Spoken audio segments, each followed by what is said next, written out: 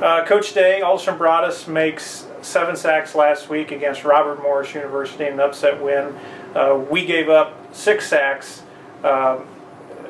this past week to Edinboro University. What concerns do you have, especially how they got after St. Joe last year? Yeah, without question, it's the play of our guys up front. I think this is the best defensive line unit that we'll probably face all season long. A very good box in general. So it's going to be a test for our guys, especially the way they were able to get after us a little bit last year with an inexperienced offensive line. We have some guys that have more starts under their belts now, so I'm excited to see how those guys attack this week. But anytime you're playing a defensive line that's as talented as what we're seeing this week, it's definitely a big focus to make sure we can come out and play hard up front. If you want to be known as that good offensive line that's going to carry this team, these are the type of games that you have to respond when you're playing a great unit. Coach Padhye, the Battlers turned the ball over a little bit last week. We forced a couple turnovers last week as well. Does that kind of entice you to be a little bit more aggressive coming into this matchup? Yeah, I think just our style of play defensively is always kind of the aggressive mindset. We always want to put as much pressure on QBs as we can and try and force them to make those mistakes. So that, doesn't change really this week from any week that we've ever played. The big thing for us is really more concern of we got to stop their run game. Last year they were able to rush for over 200 yards and controlled a lot of time of possession, had a drive of 8 minutes and 33 seconds. So for us, the run game is where we got to make sure we are more stout and we handle our business up front in order to give us a chance to be successful. For both coaches, how, if any, will the weather affect the game planning or an adjustment into the game plan if the weather does come out like they had said at the beginning of the week it would be? Yeah, I know for us offensively, our bread and butter is being able to pound the football, so I don't think on our end it's as much of a alteration when that's the style of football you play. Sometimes, that's almost even a welcome thing, to be able to muddy that surface up a little bit, making some old school smash mouth football, not always a bad thing on our end. So I think the adjustments offensively make it a little bit easier if it turns out to be a sloppy surface. Yeah, on our end, it just goes back to if it is a wet day and the surfaces are a little slick, I would imagine they'll go to the ground game a little bit more. So, that's where they're big up front, and I know they're going to try and run the ball down at us. So, again, it comes down to us being able to fit our gaps and stop that run, and give our offense a few more possessions and not let them continue drives and eat up clock. Jared, do you enjoy playing in the rain? Absolutely, yes, sir. I'm from Mishawaka, Indiana, so we played on, you might say grass, but we call it dirt back home. So we've always used that to our advantage, so coming here is a good adjustment as well. You redshirted last season. You had your first game last week. What did the red shirt allow you to do in terms of learning defense and get yourself prepared for your first football game in over a year? It allowed me to learn the defense in the sense that I was on scout team, so I had to start over and earn my place, of course. And over spring ball, the coaches threw me in at nickel, a new position for me, but they did a great job at helping me adjust, helping me learn. And over the summer, I tried to perfect my craft by watching film, doing footwork and everything. So, There you go. Coaches, as we mentioned earlier, you're going up against a powerhouse of a defense. And you're also now moving into your second game, getting over the first game jitters. What sort of differences have you been able to assess after the first game? And how is that going to transition into kind of protecting your QB in the pocket moving into your second game of the season? Well, it's definitely nice to be able to game plan.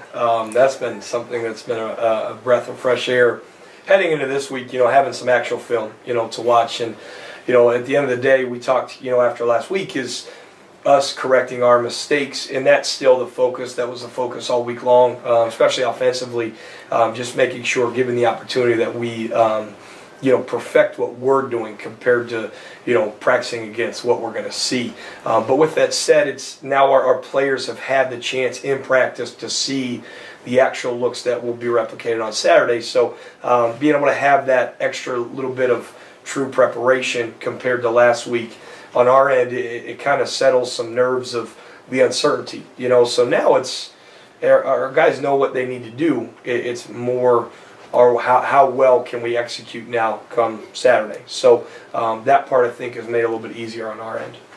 Yeah, absolutely, and even more so for us defensively. Last week, not having the ability to truly game plan, it felt a lot better this week being able to watch the film and come up with the plan of action, and now we can go into the game, and sure, there'll be adjustments that we have to make, but we'll have an idea of going into the game, things that we can adjust to and where we want to go, whereas last week it was kind of, well, let's see what they come out in, and then we got to go from there and adjust, and that's always difficult from that standpoint. And our guys, having been able to see this week in practice actually what they're likely to face on Saturday, is it allows them to prepare mentally as well for those adjustments and for that game day atmosphere. Follow up to that with Jared. Speaking as a player, how would you say that the difference with nerves and kind of getting together as a team has changed going from game 1 to game 2? Game 1, of course, the first game of the season is always a rough game to start at, but we went in that game a little blind. We were unsure of what Edinburgh would run and everything, but the coaches have done a great job this week at preparing us for AB, and we look to have a successful day, and there's really no excuses at this point.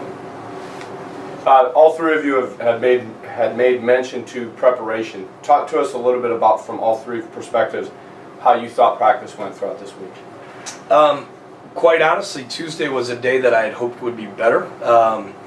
Just being, getting honest with you, that I would have hoped our preparation was a little bit stronger on Tuesday.